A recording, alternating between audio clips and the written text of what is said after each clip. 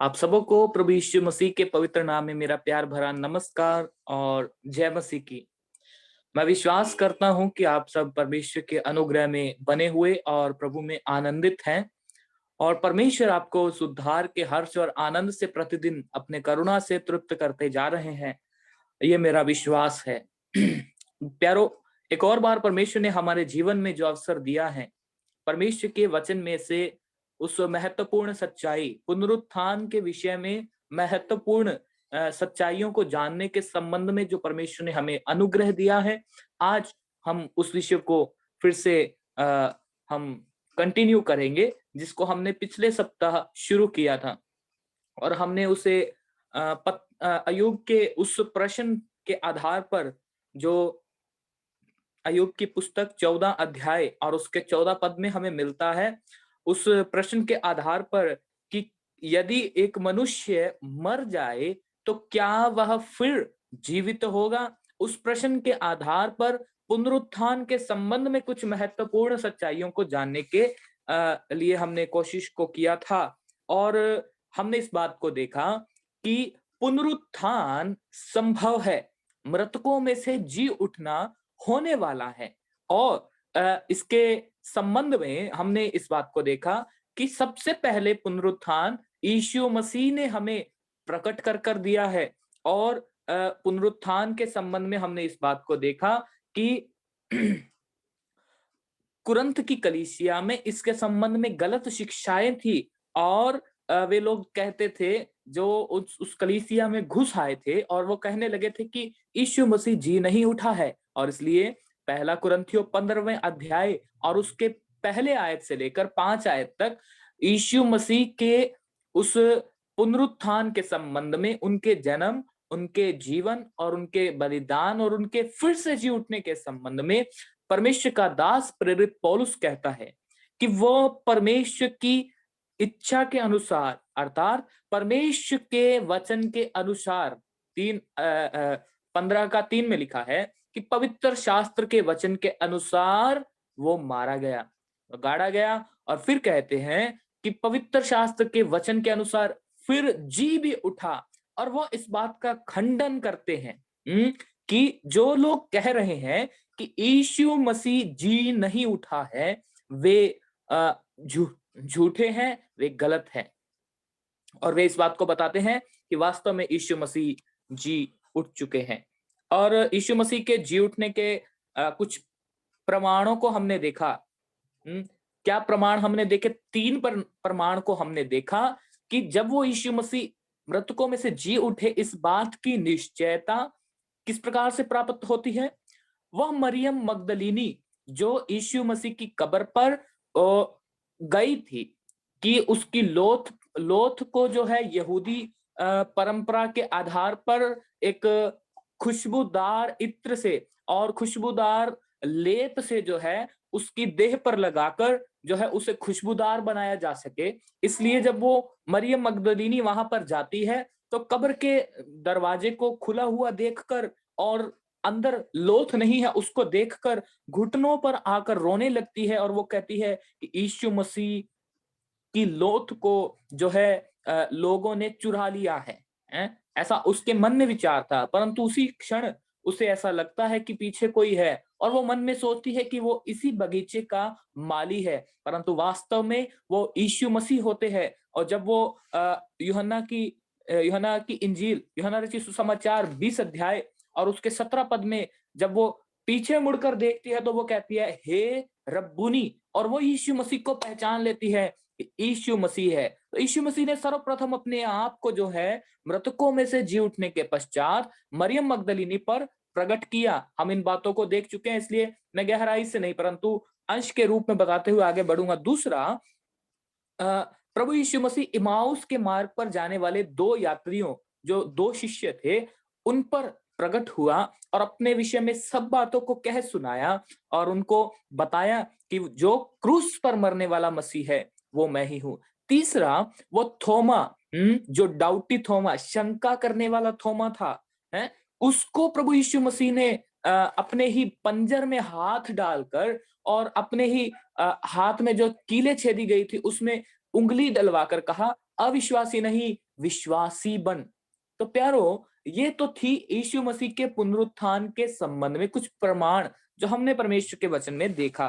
फिर हमने देखा कि पुनरुत्थान से हमारी आशा क्या है। हमारी आशा है कि हम जो है उसके साथ, जैसा वह जी उठा, हम भी उसी शरीर में जी उठेंगे। और हमारे संपूर्ण विश्वास का आधार पुनरुत्थान है। यदि मसीह यीशु का पुनरुत्थान ना हुआ होता या नहीं हुआ, तो हमारा विश्वास करना व्यर्थ ठहरा। हमारा पाप से उद्धार नहीं हुआ। अब भी हम पापों में हैं और हम अ, जो सब मर चुके हैं, जो जो अपने इस देह के जीवन को समाप्त कर कर जो प्रभु में सो रहे हैं, वे सब नाश हुए हैं और भविष्य में हमें अपने प्रियजनों के साथ मिलने का सौभाग्य नहीं है। परंतु ये सब तब होता जब हमारा यीशु मसीह जी नहीं उठता। परंतु धन्यवाद हो यीशु मसीह के लिए, जिन्होंने अपनी सामर्थ्य में इस पुनरुत्थान को प्राप्त किया और मृत्यु के ऊपर विजय को प्राप्त किया। ओके, सो अभी हम विश्वास में हैं, हमारा उद्धार हो गया है और हम अपने प्रियजनों से भविष्य में, हमारे लिए ये आशा है कि हम अपने प्रियजनों से मिलेंगे। और अ, आखिरी में जब हम पिछले सप्ताह इस विषय को सीख रहे थे, मृतकों का पुनरुत्थान, जब हम देख रहे थे, तीसरी बात हमने देखी कि मसीह यीशु जो है अ, हमने तीसरी बात को देखा, मृतकों का पुनरुत्थान। दो प्रकार का पुनरुत्थान है। एक तो है जीवन का पुनरुत्थान, दूसरा जीवन का पुनरुत्थान और दूसरा जो है दंड का पुनरुत्थान। दो प्रकार के पुनरुत्थान के विषय में यहाँ पर हमने देखा था। आज हम इस विषय पर आएंगे, मृतकों का पुनरुत्थान। और मृतकों में से जी उठने वालों में पहलोठा। मेरे साथ आप अब कुरन्थ की पहली पत्री, उसका 15 अध्याय और उसके 20 पद को पढ़िए। कुरन्थियों की पहली पत्री अध्याय 15 और 20 पद, जहां पर इस प्रकार से लिखा हुआ है, परंतु सचमुच मसीह मुर्दों में से जी उठा और जो सोए हैं उनमें वह पहला फल हुआ। उनमें मैं वह पहला फल हुआ। यहाँ पर हमारे मन में ये सवाल उठना चाहिए, जो लोग बाइबल के विद्यार्थी हैं, जो बाइबल अध्ययन करते हैं, प्रतिदिन अपने दैनिक जीवन को वचन के आधार पर बिता रहे हैं, उन्होंने जरूर इन दो घटनाओं को सुना होगा। या प्रचार के दरमियान जो संदेशों को सुनते हैं, उन्होंने भी इस घटना को सुना होगा। जो याईर की बेटी थी, जो मर गई थी, और याईर जो था वो मंदिर के सरदारों में से एक था, और उसको यीशु मसीह ने जिंदा किया। ठीक है, यहां पर 20 पद में लिखा है, और जो सो गए हैं उनमें वह पहला फल हुआ। यीशु मसीह मरे हुओं में से जी उठने वालों में पहला फल हुआ। अब लाजर जो था, उसे यीशु मसीह ने जिंदा किया। जो जो याईर की पुत्री थी, याईर की बेटी को यीशु मसीह ने जीवित किया। तीसरा हम एक और देखते हैं, नए नियम में ही है, जो जो विधवा का पुत्र जो है, विधवा के पुत्र को भी यीशु मसीह ने जीवित किया। तो क्या अब आपके मन में ये सवाल नहीं आ रहा कि यदि यीशु मसीह से पहले ये लोग जी उठे हैं, कौन कौन? लाजर, जो यीशु मसीह का परम मित्र, यूहन्ना 15वें अध्याय, यूहन्ना की पुस्तक में हम पढ़ते हैं। और मरियम, माफ कीजिएगा, याईर की पुत्री, याईर की बेटी दूसरे नंबर पर, और तीसरा जो है वो विधवा का पुत्र, जो विधवा असहाय थी, जिस पर यीशु मसीह ने तरस खाया, और उसका एक ही पुत्र था, उसको उसकी अर्थी पर ही जो है जब ले जाया जा रहा था, यीशु मसीह ने जीवित किया। तो क्या ये लोग यीशु मसीह से पहले नहीं जी उठे? तो क्या यहाँ पर जो जो लिखा गया है वो इन बातों के द्वारा विपरीत प्रतीत नहीं होता? हमारे मन में ये शंका या सवाल आना चाहिए कि यहाँ पर लिखा है कि यीशु मसीह मरे हुओं में से जी उठने वालों में पहलौठा है, परंतु बाइबल की घटनाओं को यदि हम देखें तो समय सारणी के आधार पर यीशु मसीह से पहले कुछ लोग जी उठे। पुराने नियम में यदि हम देखें तो वहां पर भी हमें बहुत उदाहरण मिलते हैं। मैं अभी उनकी ओर जाना नहीं चाहता। तो तो यदि यीशु मसीह से पहले वे जी उठे हैं, तो यीशु मसीह जो बाद में मरा, वो उनसे पहले कैसे जी उठा या पहला फल कैसे ठहरा? अब हमें एक एक महत्वपूर्ण सच्चाई को जानना बहुत जरूरी है। वो क्या है? वो ये है, यीशु मसीह और अन्य सभी जी उठने वालों में फर्क क्या है? उनमें फर्क क्या है? उनमें फर्क ये है, यीशु मसीह अपनी सामर्थ्य में जी उठा और दूसरे जो लोग जी उठे थे, उन्हें यीशु मसीह की सामर्थ्य के द्वारा जिलाया गया। ध्यान दीजिए, यीशु मसीह स्वयं अपनी सामर्थ्य में जी उठे, जिसे समझाने के लिए जो है इस प्रकार के शब्दों का इस्तेमाल करते हुए रोमियो की पत्री में लिखा है कि परंतु परमेश्वर ने उसे मरे हुओं में से जिलाया, और वो अन्य जातियों को इस बात पर विश्वास दिलाने के लिए इस प्रकार के शब्दों का उपयोग किया गया है कि परमेश्वर ने उसे जिलाया। परंतु वास्तविकता तो यह है कि यीशु मसीह अपनी सामर्थ्य में, जो परमेश्वर है, अपनी सामर्थ्य में मृत्यु पर फतह पाकर, शैतान को हराकर, वो अपनी सामर्थ्य में जी उठा है। हालेलुया! क्या ही अद्भुत बात है प्यारो। क्या आप इस बात की महत्वता को समझ पा रहे हैं कि वो मृतकों में से अपनी ताकत से जी उठा है, ना कि किसी ने उसको जिलाया है। परंतु इसके विपरीत यदि हम दूसरे पक्षों को देखें, चाहे लाजर हो, चाहे याईर की बेटी हो, चाहे वो विधवा का पुत्र ही क्यों ना हो, सबको किसी सामर्थ्य ने जिलाया। वे अपने आप से नहीं जी उठे। ध्यान दीजिए, वे अपने आप से नहीं जी उठे, परंतु यीशु मसीह अपने आप से जी उठा, और इस कारण से वो मृतकों में से जी उठने वालों में पहलौठा है। दूसरी बात, मेरा विश्वास है कि आपको पहली बात समझ में आई कि यीशु मसीह मरे हुओं में से जी उठने वालों में प्रथम फल क्यों है, पहला फल क्यों है? क्योंकि यीशु मसीह अपनी सामर्थ्य में जी उठे, और दूसरे जो भी जी उठने वाले थे उन्हें वे अपनी ताकत से नहीं जी उठे, परंतु उन्हें जिलाया गया। जिलाया गया। तो ये एक अर्थ हमें समझना है, ये एक फर्क जो है हमें समझ में आना चाहिए। तभी हम समझ पाएंगे कि वो पहला फल है। दूसरा, और किसी के जी उठने के द्वारा जीवन नहीं मिला।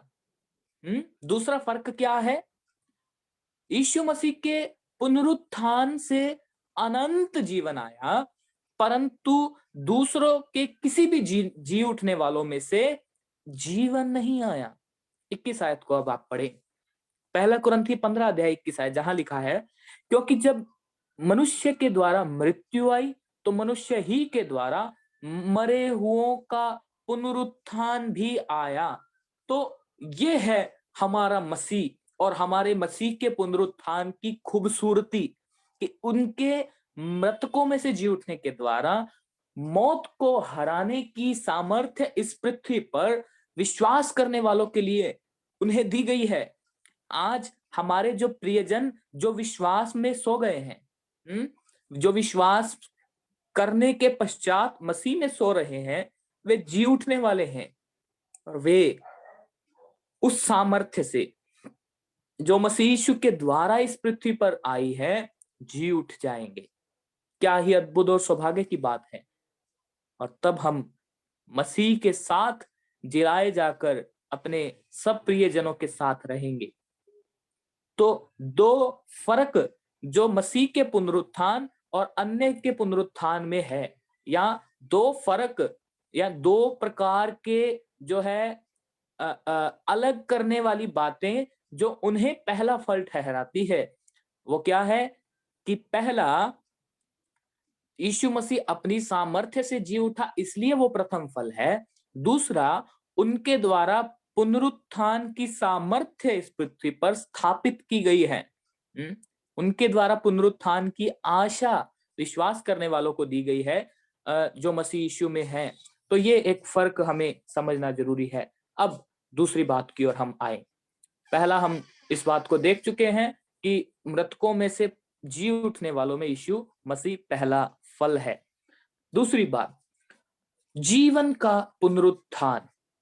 जीवन का पुनरुत्थान, जब यीशु मसीह इस संसार में थे, तब उन्होंने अपने शिष्यों के साथ में जो है बहुत सी बातचीत को किया, और उन बातचीत के दरमियान जो है अ, अ, उस बातचीत के दरमियान यीशु मसीह के पास बहुत से लोग आया करते थे, जो यीशु मसीह से वास्तव में उद्धार पाना चाहते थे, जो यीशु मसीह से अनंत जीवन पाना चाहते थे, वे लोग भी आते थे। जो बीमारी के कारण पीड़ित हैं और छुटकारा चाहते हैं, वे लोग भी यीशु मसीह के पास आते थे। जो लोग अपने बुद्धि के ज्ञान को बढ़ाना चाहते हैं, ध्यान दीजिए, केवल बुद्धि के ज्ञान को बढ़ाना चाहते हैं, वे लोग भी यीशु मसीह के पास आते थे। उदाहरण के तौर पर मैं आपको बताऊं, निकोदेमुस जो है, वो एक इज़राइल के गुरुओं में से एक था। इज़राइल के ठहराए हुए उस मंदिर में वो एक एक एक शिक्षक के रूप में था, सिखाने वाला था। परंतु वो भी यीशु मसीह के पास आता है, और यहूदियों के डर के मारे रात के समय में आता है। ठीक है? तो वो भी यीशु मसीह के पास आया, और कुछ लोग रोटी खाने के लिए यीशु मसीह के पास आते थे। जब 5,000 के लगभग पुरुषों की संख्या थी, बड़ी भीड़ यीशु मसीह के पीछे आ रही थी। जब यीशु मसीह ने उन्हें खाना खिलाया, तो कुछ लोग उन्हें राजा बनाने के लिए यीशु मसीह के पास आए। तो अलग-अलग प्रकार से यीशु मसीह के लोग जो है यीशु मसीह के पास आते थे। और जब हम उस यूहन्ना रचित सुसमाचार 5 अध्याय में आते हैं, जहाँ पर 38 वर्ष के रोगी को यीशु मसीह जो है वो चंगा कर देते हैं, और वहां पर यीशु मसीह जब अपने सामर्थ्य के अधिकार को अपने शिष्यों को और अपने सुनने वालों को सिखा रहे होते हैं, तो यूहन्ना 5 अध्याय और उसके 28 और 29 आयत में क्या लिखा है, वहां पर यीशु मसीह ने क्या सिखाया, हम पढ़ेंगे। ये यूहन्ना रचित सुसमाचार अध्याय 5 और उसका 28 और 29 को हम पढ़े। मेरा समय यहाँ पर समाप्त होने वाला है, इसलिए मैं जल्दी से ही इस सत्र को यहाँ पर समाप्त करूंगा। जो लिखा गया है 28, इससे अचंभा मत करो, क्योंकि वह समय आता है कि जितने कब्रों में हैं, वे उसका शब्द सुनकर निकल आएंगे। जिन्होंने भलाई की है, वे जीवन के पुनरुत्थान के लिए जी उठेंगे, और जिन्होंने बुराई की है, वे दंड के पुनरुत्थान के लिए जी उठेंगे। यीशु मसीह अपने सुनने वालों को यहाँ पर मृतकों में से जी उठने के संबंध में एक शिक्षा और सैद्धांतिक सच्चाइयां, ईश्वरीय सच्चाइयां जो है वो यहाँ पर सिखा रहे हैं। और वो क्या कहते हैं, अचंबा मत करो। कुछ लोग सुनकर इस बात को सुनने के बाद अचंबा कर रहे थे कि ऐसा कैसे संभव है, क्या मृतकों में से जी उठना पॉसिबल है, संभव है? हम्म ये कौन सी बात को सिखा रहे हैं? और जब यीशु मसीह कहते हैं कि सब न्याय का अधिकार पुत्र को दिया गया है, और इसलिए तुम अचंबा मत करो। अब पुत्र जो प्रभु यीशु मसीह है, उनके पास न्याय करने का अधिकार है। न केवल न्याय करने का, परंतु उन्हें क्षमा करने का भी। जब हम इसके आगे हम चलते हैं, तो एक स्त्री को जो है कुछ लोग पकड़ कर लेकर आते हैं, और वो कहते हैं कि अब तू इस पर क्या न्याय सुनाता है। तो यीशु मसीह ने वहां पर कहा, मेरे ख्याल से वो 8 अध्याय है, जी हाँ 8 अध्याय, और उसके 8 अध्याय के हम 2 और 3 आयत को पढ़ेंगे। भोर को वह फिर मंदिर में आया, सब लोग उसके पास आए, वह बैठकर उन्हें उपदेश देने लगा। 3 आयत, तब शास्त्री और फरीसी एक स्त्री को लाए जो व्यभिचार में पकड़ी गई थी, और उसको बीच में खड़ा करके यीशु से कहा। अभी ध्यान दीजिए क्या कहा, हे गुरु, यह स्त्री व्यभिचार करते पकड़ी गई है। व्यवस्था में मूसा ने हमें आज्ञा दी है कि ऐसी स्त्रियों पर पथराव करे। अंतः तू इस स्त्री के विषय में क्या कहता है? न्याय करने का जो अधिकार यीशु मसीह को दिया गया, उसकी परख करने के लिए, उसके विषय में जो है सिखाने के पश्चात, जब प्रभु यीशु मसीह कुछ दिनों के बाद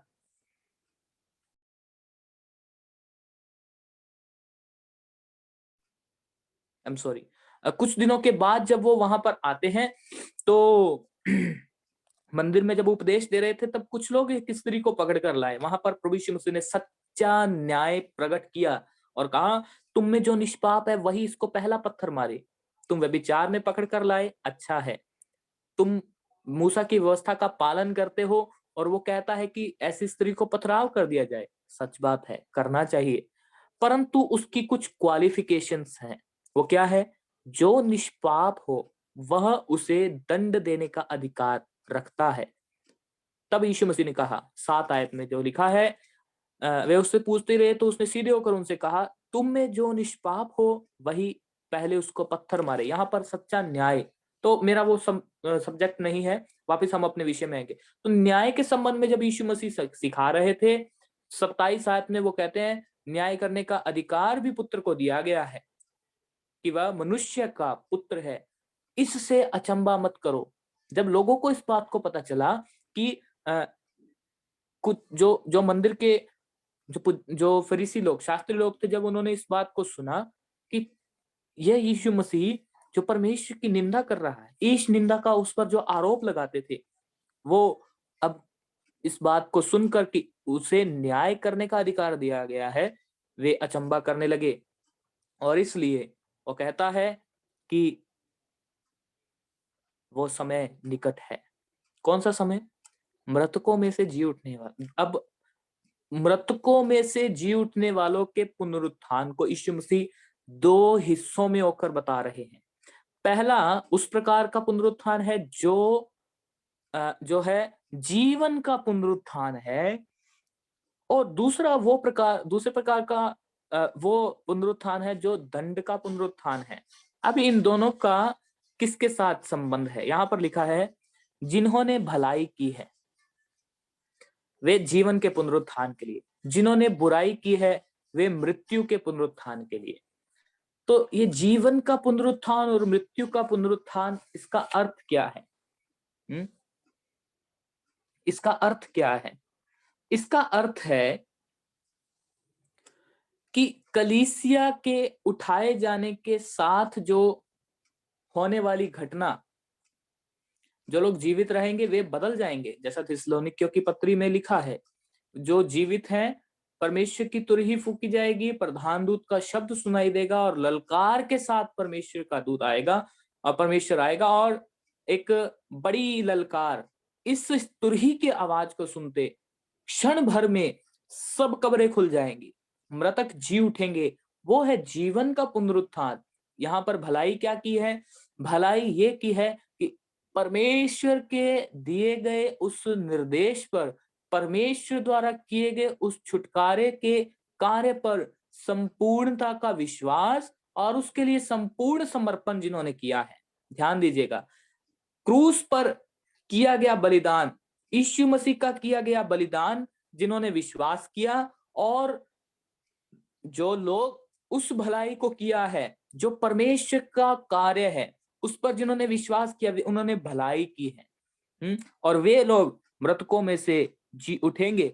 और प्रकाशित वाक्य 20 अध्याय जब हम पढ़ते हैं तो उसके 5 आयत में भी हम इस बात को देखते हैं। प्रकाशित वाक्य अध्याय 20 और उसके 5 आयत, जहां पर इस प्रकार से लिखा है कि प्रकाशित वाक्य 20 का 5, जब तक ये 1000 वर्ष पूरे ना हुए तब तक शेष मरे हुए ना जी उठे, यह तो पहला पुनरुत्थान है। पहला पुनरुत्थान जो जीवन का पुनरुत्थान, जिसके विषय में यीशु मसीह सिखा रहे हैं, जिन्होंने विश्वास किया वे लोग जी उठेंगे, और तब तक ये जीवित नहीं होंगे जिन्होंने विश्वास नहीं किया, जिन्होंने बुराई की है। दंड के पुनरुत्थान के जो भागी हैं, वे लोग जो है तब तक नहीं जी उठेंगे जब तक 1000 वर्ष का राज्य जो है वह स्थापित ना हो जाए, पूरा ना हो जाए। और उसके पश्चात दंड का पुनरुत्थान, दूसरा जो है दंड का पुनरुत्थान। प्रकाशित वाक्य 20 का 13 में हम पढ़ते हैं, 13 पद में इस प्रकार लिखा है, समुद्र ने उन मरे हुओं को जो उसमें थे दे दिया, मृत्यु और अधोलोक ने उन मरे हुओं को जो उनमें थे दे दिया, और उनमें से हर एक के कामों के अनुसार उनका न्याय किया गया। ठीक है। और 14 पद, मृत्यु और अधोलोक आग की झील में डाले गए। क्या आग की झील दूसरी मृत्यु है? जिस किसी का नाम जीवन की पुस्तक में लिखा हुआ ना मिला, वह आग की झील में डाला गया। दंड का पुनरुत्थान, ये है दूसरा पुनरुत्थान। जो लोग बुराई किए हैं, जिन्होंने यीशु मसीह के नाम को सुनने के पश्चात उसका तिरस्कार किया है, जिन्होंने यीशु मसीह की वचनों को सुनकर उनकी आज्ञाओं को अनाज्ञाकारिता करते हुए अपने जीवन को बिताया है। जो लोग यीशु मसीह पर विश्वास नहीं किया है, उनको जो है इस दंड के पुनरुत्थान का भागी होना पड़ेगा। प्यारो, हम यीशु मसीह को धन्यवाद दें कि उन्होंने अपने पुनरुत्थान के द्वारा हमें वो पुनरुत्थान की आशा दी है जो जीवन का है, ना कि दंड का। हम उस दंड से बचाए गए हैं। हमें कितना प्रभु को धन्यवाद देना चाहिए। हम उसको जितना भी धन्यवाद दें वही थोड़ा है। आज की इस दोपहर के समय में हमने 3 बातों को देखा। मृतकों के पुनरुत्थान के संबंध में यीशु मसीह प्रथम फल है। दूसरा, हमने देखा यीशु मसीह के पुनरुत्थान के द्वारा 2 प्रकार की पुनरुत्थान हमें बताए गए हैं। पहला, जीवन का पुनरुत्थान, जो कि यीशु मसीह के ऊपर विश्वास करने वालों के लिए है। दूसरा, दंड का पुनरुत्थान, जो कि यीशु मसीह के ऊपर विश्वास ना करने वालों के लिए है, जो सर्वदा के नरक की आग के कुंड में डाले जाएंगे। परंतु प्यारो, परमेश्वर प्रेमी है और वो करुणामय है और नहीं चाहता कि कोई भी उस दंड का पुनरुत्थान में भागी हो जाए। इसलिए वो अपने आगमन के विषय में देर करता है। ऐसी देर नहीं जैसे कुछ लोग समझते हैं कि वो आ नहीं रहा है, परंतु वो इसलिए रुका हुआ है कि बहुत से और भी हैं जो इस भेड़शाला के नहीं है, जो बहुत से और भी हैं जो इस दंड के पुनरुत्थान में अभी जी रहे हैं। उनको उस दंड के पुनरुत्थान से, उस धधकती आग की झील में से झपट कर निकालने के लिए प्रभु कुछ लोगों को चुनकर रखा हुआ है। उनमें आप शामिल हैं, उनमें मैं शामिल हूं। उस मुट्ठी भर लोगों के बीच में आप और मैं हैं, जो हम जीवन के पुनरुत्थान के भागी हैं।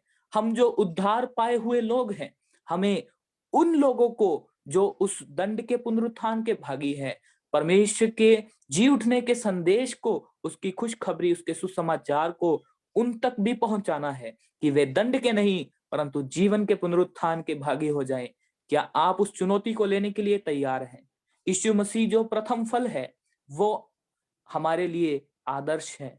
उन्होंने दुख को उठाकर भी, विपत्तियों को झेलकर भी उस सुसमाचार के प्रचार को किया और सिद्ध कार्य, जो सिद्ध बलिदान है, वो देकर छुटकारे का मार्ग तैयार किया।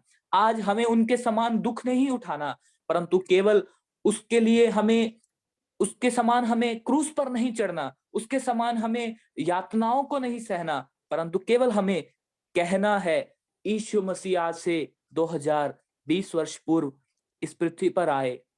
आपके लिए प्यारे भाई, प्यारी बहन, आपके लिए वो मारे गए, आपके लिए वो गाड़े गए, आपको बचाने के लिए उस धधकती आग में, जहां पर मृत्यु और अधोलोक और शैतान और उसके पीछे चलने वाले सब डाले जाने वाले हैं। वे उस पुनरुत्थान के द्वारा उस नरक की आग से आपको बचाने के लिए जी उठे हैं। क्या आप उस पर विश्वास करेंगे? क्या आप उस संदेश को दूसरों तक लेकर जाएंगे? परमेश्वर अपने लिए संपूर्ण समर्पण करने वाले कुछ विश्वासियों को ढूंढ रहा है। आप उनमें से एक हैं। क्या आप अपने इस पुनरुत्थान के संबंध में दिए गए जिम्मेदारी को निभा पा रहे हैं? परमेश्वर नहीं चाहता कि कोई दंड के पुनरुत्थान का भागी हो। इसलिए वो रुका हुआ है कि आपके द्वारा, आप ही के द्वारा उन लोगों को जो आपके पड़ोस में हैं, उन लोगों को जो आपके आसपास इलाके में हैं, उन लोगों को जो आपके रिश्तेदारी में हैं, वे दंड के पुनरुत्थान से बच जाएं, ये परमेश्वर की चाहत है। और इसीलिए परमेश्वर कहते हैं, मैं धीरजवंत हूँ और धीरज कर कर इस उड़ीक में हूँ, इस ताक में हूँ कि कब मेरा बेटा मेरे लिए मेरे उस कार्य को करेगा। प्रभु इस संदेश के द्वारा हमें आशीष दे। कि हम उसके संदेश को दूसरों तक पहुंचाएं, दंड के पुनरुत्थान के भागी होने वालों को जीवन के पुनरुत्थान के भागी बना दें। ऐसा परमेश्वर चाहते हैं। इस संदेश के द्वारा हमें प्रेरणा दे कि हम उस जीवन के पुनरुत्थान के जो भागी हैं, दूसरों को भी उसके भागीदार बनाएं, उसके आशीषों के वारिस बनाएं। प्रभु ऐसा करने के लिए हमें प्रेरणा दे। उसके नाम की स्तुति और महिमा हो। सबको जय मसीह की। धन्यवाद।